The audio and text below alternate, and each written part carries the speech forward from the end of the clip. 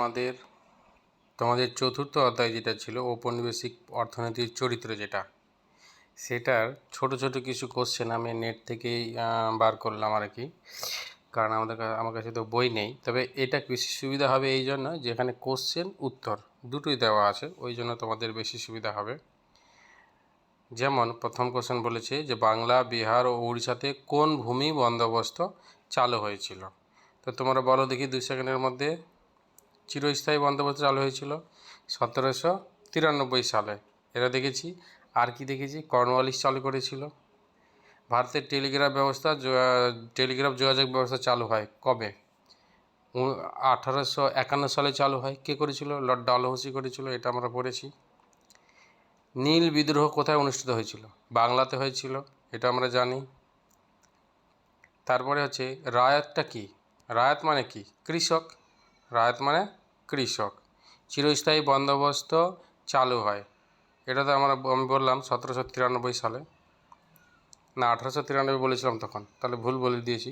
তোমরা 1793 ভাববে। চিরস্থায়ী বন্দোবস্ত চালু করেন কে? কর্নওয়ালিস, এটা আমরা জানি। মহলবাড়ি ব্যবস্থা চালু হয়েছিল কোথায়? চালু হয়েছিল উত্তর ভারতে, ঠিক আছে। দাদন বলতে কি বোঝো? অগ্রিম অর্থ, এটা আমরা ক্লাস 7এই পড়ে নিয়েছিলাম। উপনিবেশিক ভারতে প্রথমে পাটের কারখানা কোথায় চালু হয়েছিল? আমাদের বাংলায় চালু হয়েছিল, হুগলির রিসরাতে, এই যে রিসরাতে আছে, ঠিক আছে। এবার কথা হলো, দেশের সম্পদ দেশের বাইরে চলে যাওয়া কি বলে? সম্পদের বহির্গমন বলে, ঠিক আছে।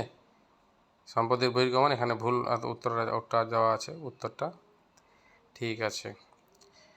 কৃষি বাণিজ্যকরণের নেতিবাচক প্রভাব কি ছিল? কৃষিকাজ বাণিজ্যকরণ দিল, ঠিক আছে। তাহলে নেতিবাচক প্রভাব হলো দেশের বিভিন্ন প্রান্তের কৃষকরা বিদ্রোহী হয়ে উঠেছিল, ঠিক আছে। কুলি কাহিনী নিবন্ধটি কার লেখা? রামকুমার বিদ্যারত্নের। রামকুমার বিদ্যারত্নের লেখা। প্রজাস্বত্ব আইন বা টিনেন্সি অ্যাক্ট কবে পাস হয়? এটা কিন্তু আমরা কয়েকদিন আগেই পড়লাম, 1885 খ্রিস্টাব্দে এটা পাস হয়, টিনেন্সি অ্যাক্ট।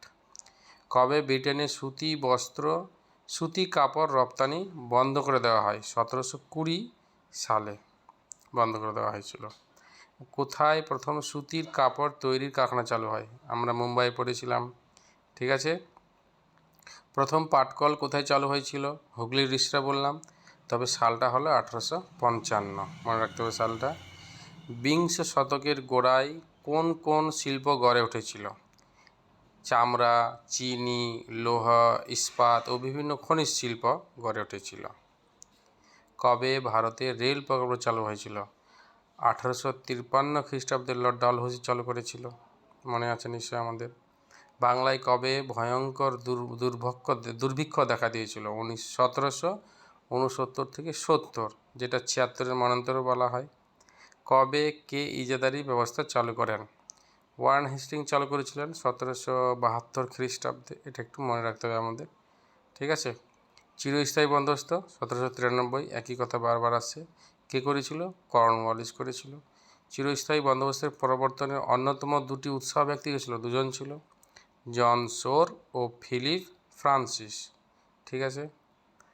জীবের শত্রু জীব, কে এই কথাটা বলেছিল?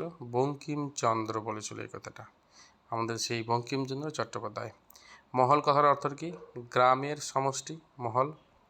মহলবাড়ি ব্যবস্থায় কাদের হাতে জমি কেন্দ্রীভূত হয়েছিল? মহাজন ও ব্যবসায়ীদের হাতে, বুঝতে পেরেছ। রায়তবাড়ি ব্যবস্থায় খাজনার হার কত ছিল? 45 থেকে 55% খাজনার হার ছিল। রায়তবাড়ি ব্যবস্থায় কাদের সঙ্গে কোম্পানির বন্দোবস্ত হয়? রায়ত মানে কি? রায়ত মানে কৃষক, তাহলে কৃষকদের সাথে হবে কোম্পানির, ঠিক আছে।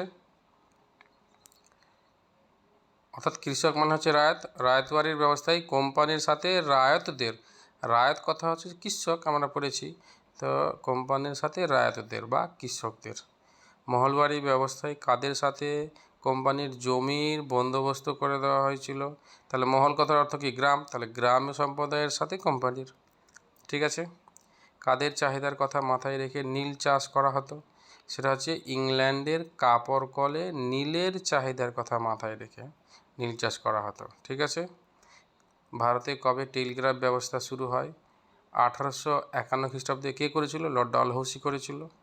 1851 লর্ড ডালহৌসি। ঠিক আছে। আরও কিছু প্রশ্ন করে দিচ্ছি না, দাও দেখে নিচ্ছি। হ্যাঁ হবে।